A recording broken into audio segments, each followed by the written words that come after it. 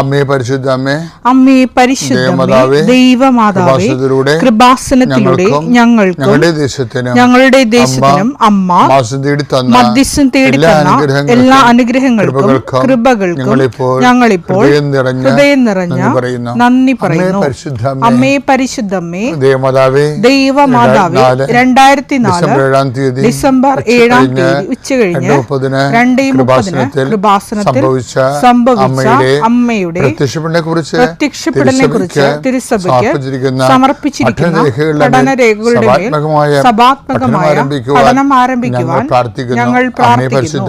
അമ്മേ പരിശുദ്ധമേ, ഭൂസ്വർലോകങ്ങളുടെ രാജ്ഞിയായ അങ്ങേയ്ക്ക് ഭൗമസംരക്ഷണത്തിനായി പ്രപഞ്ചപ്രകൃതിയെ തന്നെ തിരുസഭ പ്രതിഷ്ഠിക്കുവാൻ ഈ പ്രത്യക്ഷീകരണം വഴി ഇടയാക്കണമേ. പരിശുദ്ധമേ, ജപമാല മാതാവേ, സകല കൃപാസനം പ്രാർത്ഥനയോടും ചേർത്ത് ഞങ്ങളിപ്പോൾ പ്രാർത്ഥിക്കുന്ന ഈ കുടുംബത്തിന്റെ പ്രത്യേക നിയോഗം പറ മക്കളെ.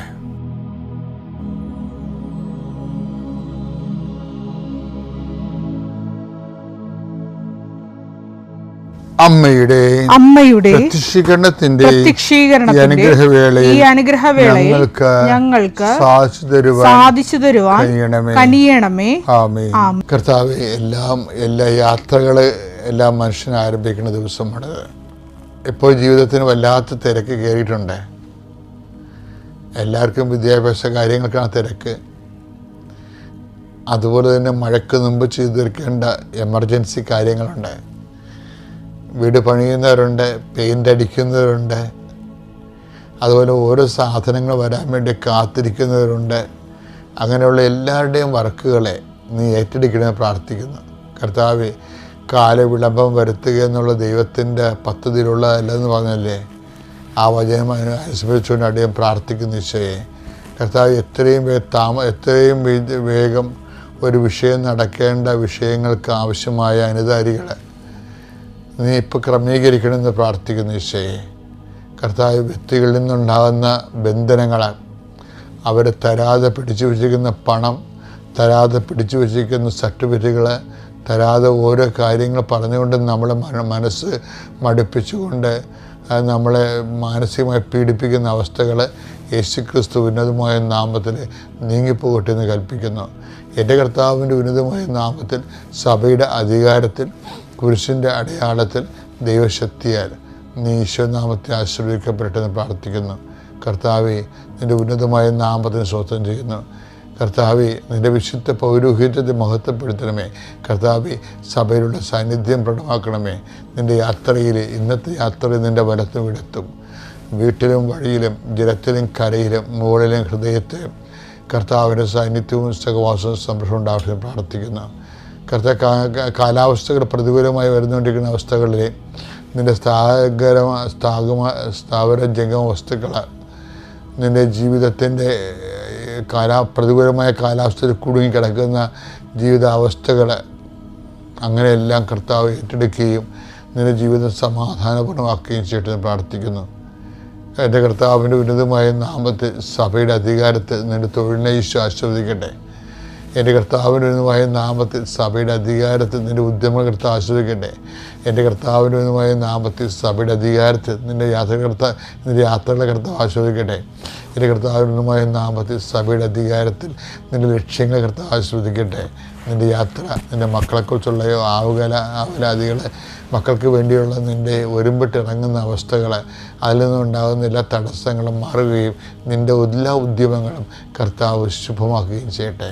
നിത്യം പിതാവും പുത്രനും പരിശുദ്ധാത്മാവിൻ രോഗപീഠകൾ മനസ്സ് പതറിപ്പോകാതെ രോഗപീഠകൾ അതിജീവിച്ചുകൊണ്ട് നീ അതിനെല്ലാം ദൈവമഹത്വത്തിന് വേണ്ടി കരയേറ്റാൻ കർത്താവ് നിന്നെ സഹായിക്കട്ടെ. പിതാവിൻ്റെയും പുത്രൻ്റെയും പരിശുദ്ധാത്മാവിൻ്റെയും നാമത്തിൽ ആമേൻ. വിശ്വാസ പ്രമാണം.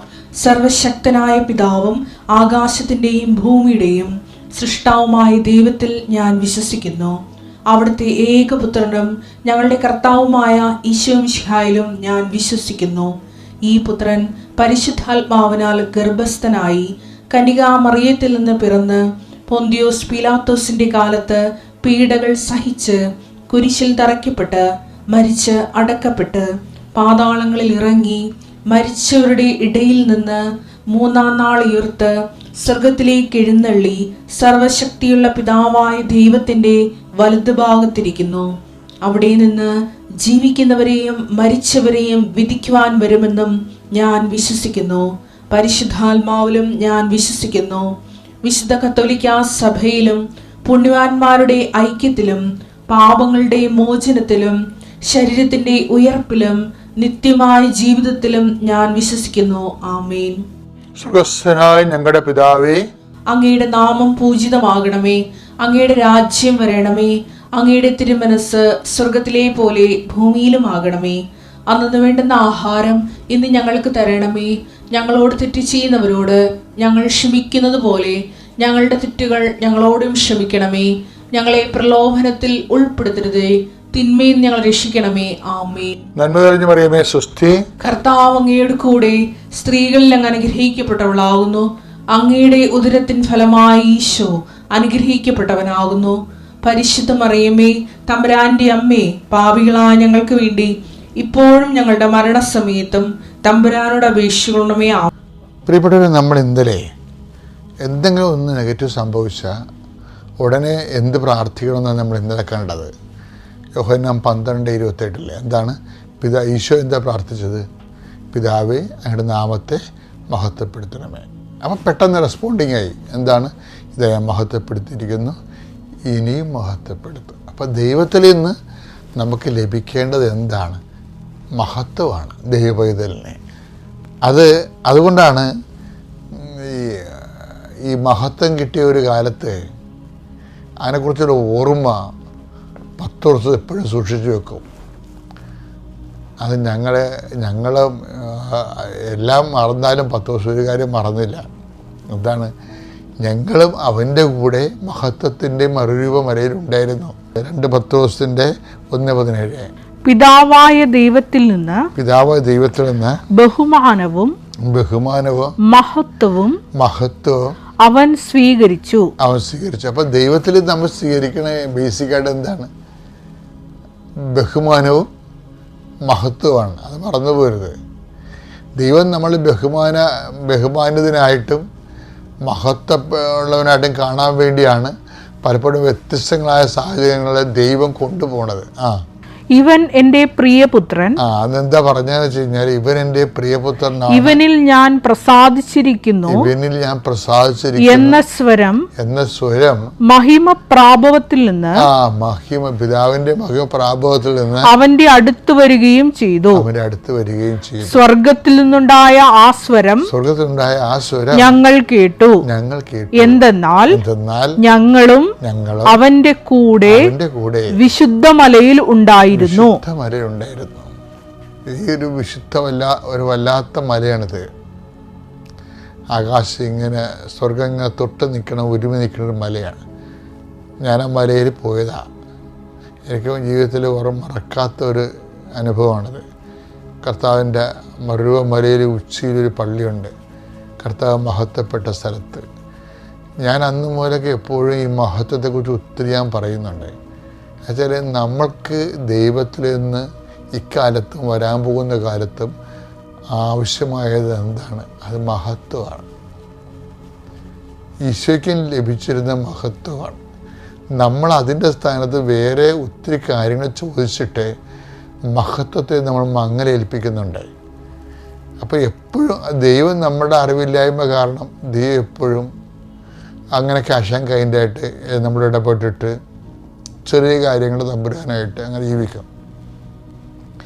എപ്പോഴും നമ്മൾ മനസ്സിലാക്കേണ്ടത്, ഈ സാധാരണ മനുഷ്യന്മാരെന്ന് പറയണത് ഇപ്പം എന്തിനാണ് പ്രാർത്ഥിക്കണത്? എനിക്ക് ഇപ്പോൾ പ്രത്യേകിച്ച് കാര്യമൊന്നുമില്ല എന്നല്ലേ പറയണത്. ചിലർ പ്രാർത്ഥിക്കാത്ത പറയണത് നിങ്ങൾ പോയി പ്രാർത്ഥിക്കുക, എനിക്ക് പ്രത്യേകിച്ച് കാര്യമൊന്നുമില്ല എന്ന് പറയുക. എന്നുവെച്ചാൽ ഇവരെന്തോ കാര്യത്തിന് വേണ്ടിയാണ് ദൈവദൃശ്യനെ പ്രാർത്ഥിക്കണമെന്നാണ്. അതല്ല, ദൈവമായിട്ടുള്ള ബന്ധം നിത്യമായൊരു ബന്ധമായത് കൊണ്ട് തന്നെ മഹത്വം എന്ന് പറയണത്, ഇപ്പം നമ്മൾ ദൈവം തന്നെ ബുദ്ധി കൊണ്ട് ആലോചിക്കുകയോ പഠിക്കുകയോ നല്ല റാങ്ക് വാങ്ങിക്കുകയോ നമുക്ക് എന്ത് വേണമെങ്കിലും വലിയ വീട് വെക്കുകയോ വാഹനം മേടിക്കുകയൊക്കെ ചെയ്യാം. ഇത് വലിയ ആനക്കാര്യമല്ല. പക്ഷേ നമ്മുടെ ആത്മാവിനെ പുണ്യപൂർണ്ണമാക്കുകയും മഹത്വപ്പെടുത്തുകയും നിത്യതയോടും കർത്താവിൻ്റെ കൂടെ ജീവിക്കുകയും ചെയ്യുന്നത് ദൈവത്തിൽ നിന്ന് മാത്രമേ കിട്ടത്തുള്ളൂ. അപ്പോൾ എപ്പോഴും നീ കുറുക്കൻ്റെ കണ്ണ് എപ്പോഴും കൂട്ടിലായിരിക്കണം. എന്താണ്? ദൈവത്തിൽ നിന്ന് മാത്രം കിട്ടാവുന്ന കാര്യം എന്താണ്? മഹത്വമാണ്. അപ്പോൾ അത് എപ്പോഴും നീ മഹത്വം അന്വേഷിക്കണം. കാര്യം 6 ദിവസമല്ലേ ഇസ്രായേൽ ജനത്തിന് ദൈവം പ്രത്യക്ഷപ്പെടുന്നത്. ഇപ്പം നമ്മളെന്തുകൊണ്ടാണ് ഈ കാനായിലെ കല്യാണത്തിൽ നമ്മൾ 6 കൽപ്പനയൊക്കെ വെച്ചിരിക്കണത്? എന്താണ്? അപ്പോൾ ദൈവം മഹത്വപ്പെടാൻ പോകുന്ന ആ മേഘത്തിൻ്റെ തന്നെ മഹത്വത്തിൻ്റെ തന്നെ വേറെ രൂപമാണ് വെള്ളം. മേഘത്തിൻ്റെ വേറെ രൂപമല്ലേ വെള്ളം. മേഘത്തിൻ്റെ തന്നെ ദ്രാവക രൂപമാണ് വെള്ളം. അതാണ് കാനായിലെ കല്യാണത്തിലെ 6 കൽപ്പരണികൾ. ഇത് ഏതാണ്? 6 ദിവസം ദൈവം വെള്ളമായിട്ട് മേഘമായിട്ട് മഹത്വത്തിൻ്റെ മലയിലുണ്ടായിരുന്നതാണ്. അപ്പോൾ എപ്പോഴും നമ്മൾ അതിനെ അനുസ്മരിക്കാൻ വേണ്ടിയാണ് പിതാവായ ദൈവത്തിൻ്റെ മഹത്വം ഏകജാതം സ്വീകരിക്കാനുള്ള സാധ്യത ഉണ്ടാക്കിയത്. എന്താണ്? മറിയമാണ് ശരിക്കും. അതാണ് മറിയത്തെ നമ്മൾ മഹത്വത്തിൻ്റെ മാധ്യസ്ഥ എന്ന് വിളിക്കുന്നത്. മറിയം ചില്ലറ പുള്ളിയല്ല, നമ്മൾ പറയണ ആളൊന്നുമില്ല. പക്ഷേ മഹത്വത്തിൻ്റെ മാധ്യസ്ഥം. അന്ന് വരെ മോശത്തിൻ്റെ കാലത്ത് ഒരു മഹത്വത്തിന് മാധ്യസ്ഥമില്ലായിരുന്നു. മറിയത്തിൻ്റെ കാലം വന്നപ്പോഴാണ് മഹത്വത്തിന് മാധ്യസ്ഥം വന്നത്. യോഹന്നാൻ 2:11. യേശു തൻ്റെ മഹത്വം വെളിപ്പെടുത്തുന്നതിന് പ്രവർത്തിച്ച അടയാളങ്ങളുടെ ആരംഭമാണ് ഗലീലയിലെ കാനായിൽ ചെയ്ത ഈ അത്ഭുതം. അപ്പൊ ഇത് ഈ അത്ഭുതം മഹത്വം വെളിപ്പെടുത്തി. ഏത് മഹത്വമാണ് വെളിപ്പെട്ടിരിക്കണമെന്ന് അറിയാവോ? അത് പുറപ്പാട് 24:16 മഹത്വമാണ്. കർത്താവിന്റെ മഹത്വം സീനായി മലയിൽ ആവസിച്ചു. 6 ദിവസത്തേക്ക് ഒരു മേഘം മലയെ മൂടിയിരുന്നു. 7-ാം ദിവസം മേഘത്തിൽ നിന്ന് കർത്താവ് മോശയെ വിളിച്ചു. മഹത്വത്തിന്റെ 6 ദിവസങ്ങൾ ഒടുവിലാണ് ദൈവം മഹത്വം വെളിപ്പെടുത്തുന്നത്. അപ്പം അതുകൊണ്ട് തന്നെ എപ്പോഴും നമ്മൾ ദൈവത്തോട് കർത്താവെ എന്നെ മഹത്വപ്പെടുത്താമെന്നല്ല, കർത്താവെ ഈശോ പ്രാർത്ഥിച്ചത് നിൻ്റെ നാമത്തെ, ഈശോയുടെ ഏറ്റവും വലിയ പ്രാർത്ഥനയാണ് പിതാവേ നിൻ്റെ നാമത്തെ മഹത്വപ്പെടുത്തണമേ. എന്ത് സംഭവിച്ചാലും അങ്ങനെ പ്രാർത്ഥിക്കാവും. യേശു പ്രാർത്ഥിച്ച പ്രാർത്ഥന അതാണ്. സ്വർഗസ്ഥനായ പിതാവിനേക്കാൾ പവർഫുള്ളാണത്. എന്താണ്? പിതാവേ നിൻ്റെ നാമത്തെ മഹത്വപ്പെടുത്തണമേ. അത് അതാത് ദിവസത്തെ ജീവിതവുമായിട്ട് ബന്ധപ്പെട്ടുള്ള റെസ്പോണ്ടിങ് ആണ്. എന്താണ് വായിച്ചത്? യോഹന്നാൻ 12:28. പിതാവേ അങ്ങയുടെ നാമത്തെ മഹത്വപ്പെടുത്തണമേ. അപ്പോൾ സ്വർഗത്തിൽ നിന്ന് ഒരു സ്വരമുണ്ടായി, ഞാൻ മഹത്വപ്പെടുത്തിയിരിക്കുന്നു, ഇനിയും മഹത്വപ്പെടുത്തും. ഇത് തന്നെയാണ് നമ്മളുടെ സ്വർഗസ്ഥനായ പിതാവ്. അങ്ങയുടെ നാമം പൂജിതമാകണമേ, അങ്ങയുടെ നാമത്തെ മഹത്വപ്പെടുത്തണമേ. മത്തായി 6:9. സ്വർഗസ്ഥനായ ഞങ്ങളുടെ പിതാവേ, അങ്ങയുടെ നാമത്തെ മഹത്വപ്പെടുത്തണമേ. കണ്ട, അത് തന്നെ സംഭവം. ഇപ്പോൾ ഒരു ഇഷ്യൂ ഉണ്ടായിക്കഴിഞ്ഞാൽ ആദ്യം പ്രാർത്ഥിക്കേണ്ടത് എന്താണ്? അങ്ങയുടെ നാമത്തെ മഹത്വപ്പെടുത്തണമേ എന്ന് തന്നെയാണ്. അഥവാ സ്വർഗസ്ഥനായ പിതാവ് നമ്മൾ പ്രാർത്ഥിക്കുന്നത് സ്തുതിപ്പൊക്കെ ആയിട്ടാണ് പ്രാർത്ഥിക്കുന്നത്. സ്തുതിപ്പിൻ്റെ പ്രാർത്ഥനയാണ്, യാചനാ പ്രാർത്ഥന എന്നൊക്കെ. അതൊന്നും അല്ല സംഭവം. ദൈവഹിതത്തിന് നമ്മളെ തന്നെ അങ്ങ് സബ്മിസീവ് ആക്കണതാണ്. അതുവഴിയാണ് ദൈവനാമം മഹത്വപ്പെടുന്നത്. അപ്പോൾ ദൈവത്തെ നാമം മഹത്വപ്പെടുത്താൻ നമുക്കൊരു അവസരം കിട്ടിയിരിക്കുന്നത് നമ്മൾ സബ്മിസീവായിട്ട് ഉപയോഗിക്കണം. അതതിൻ്റെ അർത്ഥം. യേശുവേ നന്ദി, യേശുവേ സ്തോത്രം, യേശുവേ മഹത്വം, യേശുവേ ആരാധന. ഞാൻ പുതുശ്ശേരിമല നിന്നും, പത്തനംതിട്ട ജില്ലയിലുള്ള പുതുശ്ശേരിമല നിന്നും വരുന്ന ഞാനൊരു ഹിന്ദു കുടുംബത്തിൽ, എൻ്റെ പേര് വിശ്വകുമാരി എന്നാണ്. ഞാൻ ഒരു ഹിന്ദു കുടുംബത്തിൽ ഉള്ള ആളാണ്. ഞാൻ എൻ്റെ ജീവിത ബുദ്ധിമുട്ടുകൾക്കിടയിൽ ഞാൻ ആരൊക്കെയോ പറഞ്ഞു കേട്ട അനുസരിച്ച് ഞാൻ കൃപാസന മാതാവിൻ്റെ ഇവിടെ വന്ന് ഉടമ്പടി എടുക്കാനും ആ ഉടമ്പടി ഞാൻ കൃത്യമായി പാലിച്ചു പോവുകയും ചെയ്തു. എൻ്റെ മകൾക്ക് ജോലി ലഭിക്കുന്നതിന് വിദേശത്ത് പോയത് ജോലി ലഭിക്കാതെ 2-3 വിസിറ്റിംഗ് വിസ പുതുക്കിയിട്ടും ജോലി കിട്ടാതെ ഞങ്ങൾ വിട്ട കടങ്ങൾ കഷ്ടപ്പെട്ട് അന്നത്തിന് തന്നെ ബുദ്ധിമുട്ടിയിരുന്ന ഒരവസരമായിരുന്നു. ഞാനിവിടെ വന്നു കഴിഞ്ഞ് നമ്പർ എടുത്ത് കഴിഞ്ഞ് എൻ്റെ ഭർത്താവിന് കൂലിപ്പണി അന്ന് വിളിച്ച് ലഭിച്ചു. അത് കഴിഞ്ഞ് 4 ദിവസം ഞാനിവിടെ ഉടമ്പടി എടുത്തു. 6 കാര്യങ്ങൾ വയ്ക്കണമായിരുന്നു. എനിക്കറിയില്ലായിരുന്നു ഒന്നും എങ്ങനെ എഴുതണമെന്നൊന്നും. ഞാൻ വിറയാർന്ന കൈകളോടെ 5 കാര്യം 6ആയിട്ട് എഴുതി. എൻ്റെ മകൻ്റെ കാര്യങ്ങളുമാണ് ഞാൻ ആദ്യം എഴുതിയത്. എൻ്റെ മകൻ ഒരു മദ്യപാനവും പിന്നെ ഒരു പെണ്ണ് മുഖാന്തരം വീട്ടിൽ സ്വസ്ഥതയും സമാധാനവും ഇല്ലാത്തൊരവസ്ഥയുമായിരുന്നു. എൻ്റെ മകൾക്ക് ജോലി ലഭിക്കുന്നതിനും ഞാൻ പ്രാർത്ഥിച്ചു. പിന്നെ ഞാൻ എൻ്റെ ഭർത്താവിന് ശ്വാസകോശം ചുരുങ്ങുന്ന അസുഖമുണ്ടായിരുന്നു. ഞാനത് 3ാമത് നിയോഗത്തിൽ വെച്ചിരുന്നു. പിന്നെ 4ാമത് ഞാൻ പ്രാർത്ഥിക്കാതെ നിയോഗം വയ്ക്കാതെ തന്നെ എനിക്കുള്ള ഒരു കുടുംബ വസ്തുവുണ്ട്. അതിന് വർഷങ്ങളായിട്ട് എനിക്കൊരു 18 വയസ്സുള്ള സമയം തൊട്ട് കേസായിരുന്ന ഒരു വസ്തുവായിരുന്നു. ആ വസ്തു വിൽക്കാനുള്ള എഗ്രിമെൻറ്റും കാര്യങ്ങളും സഹോദരങ്ങളുമായിട്ട് നടന്നു. ഞങ്ങളുടെ കടങ്ങൾ മകളെ വിട്ടതിലും എല്ലാം ഒരുപാട് കടങ്ങളിൽ ഒരു 10 ലക്ഷം രൂപ കടത്തിൽ ബുദ്ധിമുട്ടിയിരിക്കുകയായിരുന്നു. ആ കടങ്ങളെല്ലാം ആ വസ്തുവിൻ്റെ എഗ്രിമെൻറ്റും പ്രകാരം ഞങ്ങൾക്ക് വീടാൻ സാധിച്ചു. പിന്നെ ഈ മകൻ ഗൾഫിന് പോകാൻ പറഞ്ഞിട്ട് പോകത്തില്ലായിരുന്നു. പിന്നെ അമ്മ മാതാവിൻ്റെ കാശുരൂപം വെച്ച് ഞാൻ പ്രാർത്ഥിച്ചു. തലയിൽ വെച്ച് കുരിശ് വരച്ച് വിശ്വാസപ്രമാണം ചൊല്ലി പ്രാർത്ഥിച്ചു കഴിഞ്ഞ് അവൻ പോകാമെന്ന് സമ്മതിച്ചു. കഴിഞ്ഞ 23-ാം തീയതി അവൻ ദുബൈക്ക് പോയി. ഇനി അവിടെ ചെന്നിട്ട് അവന് ജോലി ശരിയാക്കി മാതാവ് തരുമെന്ന് ഞാൻ വിശ്വസിക്കുന്നു. ഇത്രയും കാര്യങ്ങൾ ഞാൻ പറയുന്നു. എനിക്ക് പറയാനുള്ളൂ. യേശുവേ നന്ദി, യേശുവേ സ്തോത്രം, യേശുവേ മഹത്വം. യേശുവയ്ക്കും തുരുക്കുമാരനും കോടാനുകോടി നന്ദി പറഞ്ഞുകൊണ്ട് ഞാൻ നിർത്തുന്നു. എൻ്റെ പേര് ശാന്ത ഹരിദാസ്. ഞാൻ മാളയിൽ നിന്നും വരുന്നു. എൻ്റെ ഭർത്താവിന് 20 വർഷമായി ശ്വാസമുട്ടലുണ്ടായിരുന്നു. അദ്ദേഹം നടക്കുമ്പോൾ യൂറിൻ അറിയാതെ പോകുമായിരുന്നു. ഞാൻ ഇവിടെ വന്ന് ഉടമ്പടി എടുത്ത് ഉടമ്പടി വസ്തുക്കൾ ഉപയോഗിച്ചതിൻ്റെ ഫലമായി അദ്ദേഹത്തിൻ്റെ അസുഖം, അച്ഛനെ കാണാൻ അവസരം കിട്ടി. അച്ഛൻ്റെ ബ്ലെസ്സിങ്ങും വാങ്ങി. അതിനുശേഷം ഭർത്താവിൻ്റെ അസുഖം പൂർണ്ണമായും മാറി. രണ്ടാമതായിട്ട് എൻ്റെ മകൾ UK പോകാൻ വേണ്ടി പേപ്പർ വർക്കുകളെല്ലാം ശരിയായി. വിസയ്ക്ക് കൊടുത്തിട്ട് വിസ വന്നില്ല. അങ്ങനെ ഞങ്ങൾ തലേ ദിവസം ഓൺലൈൻ ഉടമ്പടി എടുത്തായിരുന്നു. ആ എടുത്ത സമയത്ത് പിറ്റേ ദിവസം പാസ്പോർട്ട് ഡിസ്പാച്ചായി, വിസ അയച്ചു എന്ന് പറഞ്ഞ് ഞങ്ങൾക്ക് മെസ്സേജ് കിട്ടി.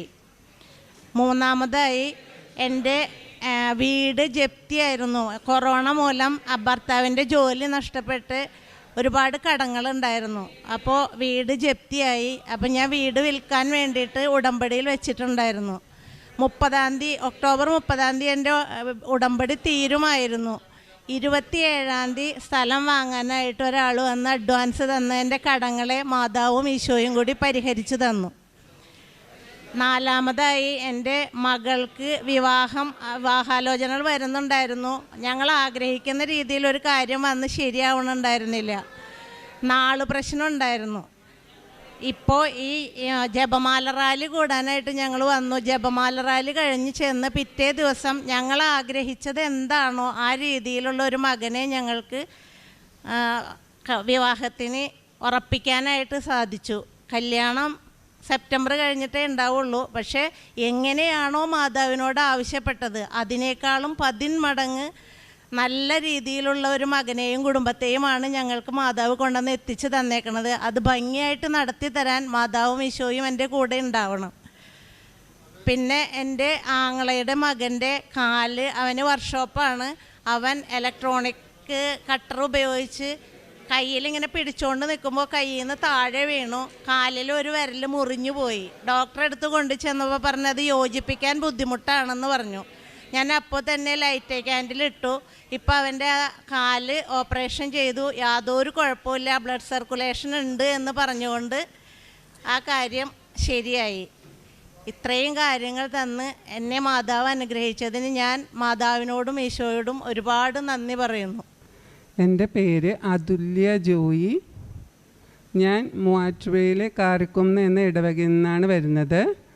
ഞാൻ 2019 ഇവിടെ വന്ന് ഉടമ്പടി എടുത്തത്. അത് ഉടമ്പടി എടുക്കാനുള്ള കാരണം എൻ്റെ കയ്യിൽ എനിക്ക് കൃപാസനത്തെക്കുറിച്ചൊന്നും അറിയില്ലായിരുന്നു. അപ്പോൾ എൻ്റെ കയ്യിൽ പലപ്പോഴായിട്ട് കൃപാസന പത്രം എൻ്റെ കയ്യിൽ കിട്ടുമായിരുന്നു. അപ്പം ഞാൻ ആദ്യമൊന്നും ഇത് വായിച്ച് നോക്കിക്കൊണ്ടിരുന്നില്ല. പിന്നെ പതിയെ നമ്മുടെ പ്രശ്നങ്ങൾ കാരണം പതിയെ ഒന്ന് വായിക്കാൻ തുടങ്ങി. അപ്പോൾ എനിക്ക് പതിയെ ഒരു ആകർഷണം തോന്നി, എന്നാൽ ആലപ്പുഴയിലൊന്ന് പോയി നോക്കാം. അപ്പോൾ ചേട്ടനോട് ചോദിച്ചപ്പോൾ ചേട്ടൻ പറഞ്ഞു, നീ പൊയ്ക്കോ എന്ന് പറഞ്ഞു. അപ്പോൾ എൻ്റെ ഫ്രണ്ടിൻ്റെ സഹായത്താൽ ഞാൻ വഴിയൊക്കെ ചോദിച്ച് മനസ്സിലാക്കി കൃപാസനത്തിൽ 2019 മാർച്ച് 23 ഇവിടെ വന്ന ഉടമ്പടി എടുത്തു. അപ്പോൾ ഉടമ്പടിയിൽ ഞാൻ എൻ്റെ 6 നിയോഗങ്ങൾ എഴുതി മാതാവിൻ്റെ മുമ്പിൽ സമർപ്പിച്ചു. അപ്പം മാതാവിൻ്റെ മുമ്പിൽ സമർപ്പിച്ചിട്ട് ഞാൻ വളരെ തീഷ്ണതയോടെ പ്രാർത്ഥിച്ചു. ദൈവത്തിന് ഒന്നും അസാധ്യമല്ല. ലൂക്ക 1:37 എന്ന ബൈബിൾ വചനത്തിൽ ഉറച്ച് വിശ്വസിച്ചുകൊണ്ട് ഞാൻ മുട്ടിപ്പായി പ്രാർത്ഥിക്കുമായിരുന്നു. മാതാവിനോട് കരഞ്ഞ് ഞാൻ പ്രാർത്ഥിക്കുമായിരുന്നു, എൻ്റെ കാര്യത്തിൽ ഇടപെടണേ അമ്മയെ എന്ന് പറഞ്ഞ്. അതിൻ്റെ ഫലമായി എൻ്റെ നിയോഗത്തിൽ 1ാമത്തെ നിയോഗമായിരുന്നു, ഞങ്ങൾക്ക് അമ്മച്ചിയുടെ സ്വത്തായിട്ട് കുറച്ച് പറമ്പുണ്ടായിരുന്നു. അപ്പോൾ 20 വർഷമായിട്ടും അതൊന്ന് പാർട്ടീഷൻ നടക്കുന്നുണ്ടായിരുന്നില്ല. അത് അമ്മച്ചിയുടെ അപ്പച്ചൻ്റെ സ്വത്തായിരുന്നു. അപ്പോൾ അതിനൊരു നടപടിയും പല പേപ്പറുകൾ ആധാരങ്ങൾ പോലും ഉണ്ടായിരുന്നില്ല. അപ്പോൾ നമ്മൾ ഉടമ്പടി എടുത്തതിൻ്റെ ഫലമായിട്ട് ഒരു തഹസിൽ നമ്മളെ ഈ പേപ്പറൊക്കെ സഹായിക്കുന്ന ആളില്ലേ, അപ്പോൾ അതുപോലെ ഒരാൾ വന്ന് നമുക്ക് വേണ്ട പേപ്പറിൻ്റെ കാര്യങ്ങളൊക്കെ ചെയ്ത് തന്ന ആധാറൊക്കെ മറ്റേ പേപ്പറുകളൊക്കെ എടുത്തു തരാൻ നമ്മളെ സഹായിച്ചു. അപ്പോൾ അതിൻ്റെ ഫലമായിട്ട് വീട്ടിൽ വെച്ച് തന്നെ തഹസിൽദാരെ എല്ലാവരെയും വിളിച്ചു കൂട്ടി. അമ്മച്ചിയുടെ അപ്പൻ്റെ മക്കളൊക്കെ ആയിരുന്നു, വരെയൊക്കെയുള്ള സ്വത്തായിരുന്നു 20 വർഷമായിട്ടുള്ളത്. അപ്പോൾ അവരൊക്കെ ഞങ്ങളുടെ വീട്ടിൽ പിന്നെ വിളിച്ചു കൂട്ടി മുദ്ര പേപ്പർ ഒപ്പിട്ട് അത് അമ്മച്ചിയുടെ പേര് വരെ ആക്കാൻ പറ്റിയായിരുന്നു ഉടമ്പടി പ്രകാരം.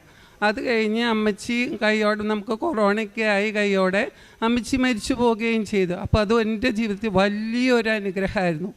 രണ്ടാമതായിട്ട് ഞാൻ പറയാൻ എൻ്റെ ഉടമ്പടിയിലുള്ളത്, ഇതുപോലെ തന്നെ ഹസ്ബൻഡിൻ്റെ അപ്പച്ചനും മരിച്ചു പോയിരുന്നു. അതായത് എൻ്റെ കല്യാണം കഴിഞ്ഞിട്ട് 17 വർഷമായി. അപ്പോൾ അപ്പച്ചൻ പറഞ്ഞു, മക്കളുടെ എല്ലാം കല്യാണം കഴിഞ്ഞിട്ട് നമുക്ക് പാർട്ടീഷൻ ചെയ്താമെന്ന് പറഞ്ഞു. പക്ഷെ മക്കളുടെ കല്യാണം കഴിഞ്ഞിട്ട് ഒരു കാര്യത്തിലൊരു നീക്ക് പോക്കില്ല, പറഞ്ഞു വെച്ചിരുന്നു. അപ്പം ഞാൻ ഇത് ഉടമ്പടിയിൽ കരഞ്ഞ് പ്രാർത്ഥിച്ചു. കാരണം ഒന്നിനൊരു നീക്കില്ല, എല്ലാം ഉണ്ടല്ലോ. അപ്പം അങ്ങനെ കരഞ്ഞ് പ്രാർത്ഥിച്ചതിൻ്റെ ഫലമായിട്ട് നമുക്ക് അതിനുള്ള പേപ്പറുകൾ എത്രയും പെട്ടെന്ന് തന്നെ, അത് ഇത്ര വർഷമായിട്ട് നടക്കാത്ത കാര്യം പെട്ടെന്ന് തന്നെ എല്ലാവരുടെയും പേരിലേക്ക് സ്ഥലങ്ങളൊക്കെ എഴുതി കൊടുക്കാനായിട്ട് മാതാവ് വലിയ കൃപ നൽകി. അതുപോലെ തന്നെ ഞങ്ങൾക്ക് വീട് വാങ്ങാനായിട്ട് ഞങ്ങളുടെ ഹസ്ബൻഡ് സഹോദരന്മാർ വളരെയധികം ഞങ്ങളെ സഹായിക്കുമായിരുന്നു. അപ്പം ഞങ്ങൾ കൃഷിക്കാരായിരുന്നു. അപ്പം അവർ ഞങ്ങൾ വളരെയധികം സഹായിച്ചിട്ട്, പക്ഷേ ഞങ്ങളുടെ ഹസ്ബൻഡ് സഹോദരന്മാർക്ക് ജോലിയൊക്കെ ഉണ്ടെങ്കിൽ വീട് ഉണ്ടായിരുന്നില്ല. അതൊരു തടസ്സമായിരുന്നു. അവർക്ക് സാഹചര്യക്കുറവല്ല, തടസ്സമായിരുന്നു. അപ്പം ഞാനത് എൻ്റെ നിയോഗത്തിൽ 3ാമതായിട്ട് എഴുതി പ്രാർത്ഥിച്ചു, അമ്മ മാതാവേ, അവരുടെ കാര്യത്തിൽ ഞങ്ങൾക്ക് വീട് തന്നതുപോലെ അവർക്ക് ഞങ്ങളെക്കാൾ നല്ലൊരു ഭവനം നൽകി അവരെ അനുഗ്രഹിക്കണേന്ന് നന്നായി പ്രാർത്ഥിച്ചു മുട്ടിപ്പായിട്ട്. അപ്പം അതിൻ്റെ ഫലമായി 2 സഹോദരന്മാർക്ക് നല്ലൊരു ഭവനം നൽകി ദൈവം അവരെ അനുഗ്രഹിച്ചു. അതുപോലെ 4ാമതായിട്ട് എൻ്റെ കസിന് പുറത്തോട്ട് പോകണമെന്ന് 10 വർഷമായിട്ട് ആഗ്രഹം ഉണ്ടായിരുന്നു. വലിയ ആഗ്രഹമായിരുന്നു പുറത്തോട്ട് UK പോകണമെന്ന്. അപ്പം ഞാനത് എൻ്റെ ഉടമ്പടിയിൽ എഴുതി പ്രാർത്ഥിച്ചിരുന്നു. അപ്പോൾ അതിൻ്റെ ഫലമായിട്ട് അവൾക്ക് 2020 ജാനുവരിയിൽ പുറത്തോട്ട് പോകാനും, പിന്നെ കൊറോണ വന്ന് ലോക്ക്ഡൗണായി. പിന്നെ കൊറോണ മാറിയപ്പോൾ ഹസ്ബൻഡിനെയും കുട്ടിയെയും കൊണ്ടുപോകാനായിട്ടും സാധിച്ചു. പിന്നെ അതുപോലെ തന്നെ എൻ്റെ മകൻ കൊറോണയ്ക്ക് ആയപ്പം പിള്ളേരൊക്കെ പഠനത്തിൽ ഭയങ്കര ബുദ്ധിമുട്ടായിരുന്നു. അപ്പോൾ എൻ്റെ മകൻ 10ാം ക്ലാസ്സിൽ പഠിച്ചുകൊണ്ടിരിക്കുകയായിരുന്നു. അപ്പോൾ കൊറോണ കാലം ഈ കഴിഞ്ഞ അധ്യയനം 2020 ഈ വർഷം. അപ്പോൾ കൊറോണയ്ക്ക് ആയതുകൊണ്ട് അവർ പഠിക്കാൻ ഭയങ്കരമായിട്ട് പറ്റിയില്ല. അപ്പോൾ എൻ്റെ ഉടമ്പടിയൊക്കെ കൊറോണ ആയതുകൊണ്ട് മുടങ്ങി കിടക്കായിരുന്നു. അപ്പം ഞാൻ ഇവിടെ വന്ന മാർച്ചിൽ ഒന്നുകൂടി എൻ്റെ ഉടമ്പടി പുതുക്കി വെച്ചതിൻ്റെ ഞാൻ മാർച്ചിലാണ് പുതുക്കി വെച്ചത്. അപ്പോൾ മാർച്ചിൽ തന്നെ അവന് അവസാന എക്സാം തുടങ്ങും. അപ്പം ഞാൻ മാതാവിനോട് കരഞ്ഞു പ്രാർത്ഥിച്ചു, എൻ്റെ മാതാവേ, എൻ്റെ മകൻ്റെ കാര്യത്തിൽ ഇത്രയും ഇടപെട്ട അമ്മയല്ലേ, നീ എൻ്റെ കൈവിടില്ല എന്ന് ഉറച്ച വിശ്വാസത്തിൽ അവന് വേണ്ടി നന്നായി പ്രാർത്ഥിച്ചു. അപ്പോൾ അതിൻ്റെ ഫലമായിട്ട് അവന് 10ാം ക്ലാസ്സിൽ നല്ല മാർക്കോടെ തന്നെ അമ്മ മാതാവ് അവന് വിജയം നൽകി അനുഗ്രഹിച്ചു. പിന്നെ അതുപോലെ തന്നെ നമ്മുടെ ജീവിതത്തിൽ എന്തെങ്കിലും ചെറിയ ബുദ്ധിമുട്ട് വന്നാലോ സാമ്പത്തികമായോ എന്ത് ബുദ്ധിമുട്ട് വന്നാലും അമ്മ മാതാവ് ഞങ്ങളെ ചേർത്ത് പിടിച്ച് അമ്മയുടെ കരം എപ്പോഴും നമ്മുടെ കൂടെയുള്ള ഒരു സംരക്ഷണ വലയമായി ഞങ്ങൾക്ക് വളരെയധികം തോന്നിയിട്ടുണ്ട്. അപ്പോൾ വിശ്വാസ മേഖലയിലായാലും എല്ലാവിധത്തിലും ഞങ്ങളെ ഉയർത്തിയതിന് അമ്മ മാതാവിനും തിരുക്കുമാരനും 1000 നന്ദി പറഞ്ഞുകൊണ്ട് ഞാൻ നിർത്തുന്നു. അമ്മ പ്രത്യക്ഷപ്പെട്ട ഈ പുണ്യഭൂമിയിൽ നിന്നുകൊണ്ട് സാക്ഷ്യം പറയുവാൻ അവസരം തന്ന അമ്മ മാതാവിനും ഉണ്ണീഷയ്ക്കും ആദ്യമേ നന്ദി പറയുന്നു. എൻ്റെ പേര് സുമ. ഞാൻ തിരുവനന്തപുരം ജില്ലയിലെ ആറയൂർ എന്ന സ്ഥലത്ത് നിന്നാണ് വരുന്നത്. ഞാൻ എൻ്റെ TTC പഠനം കഴിഞ്ഞിട്ട് ഏകദേശം 15 വർഷമായി. ഒരു ജോലി എനിക്ക് കിട്ടിയില്ല. വളരെ താല്പര്യമുണ്ടായിരുന്നു, ആഗ്രഹമുണ്ടായിരുന്നു. കൂടെ പഠിച്ചവരെല്ലാവരും കാണുമ്പോൾ ചോദിക്കും, ജോലിയായില്ലേ. പക്ഷേ എനിക്ക് ജോലിക്ക് പോകാനുള്ള സാഹചര്യങ്ങളൊന്നും കുടുംബത്തിൽ നിന്ന് ഉണ്ടായിരുന്നില്ല.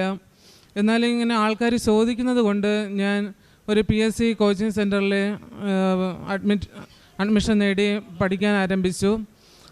PSC ക്ലാസ്സിന് പോയിക്കൊണ്ടിരുന്നപ്പോഴാണ് ഈ കൃപാസനത്തെക്കുറിച്ചും ഉടമ്പടിയെക്കുറിച്ചൊക്കെ അറിയുന്നത്. എൻ്റെ സഹോദരിയുടെ വീട്ടിൻ്റെ അടുത്ത് നിന്ന് ഒരു മാസം തോറും ഇവിടെ അവർ ഈ ദേവാലയത്തിൽ വരുന്നുണ്ടെന്നൊരു അറിവ് കിട്ടി.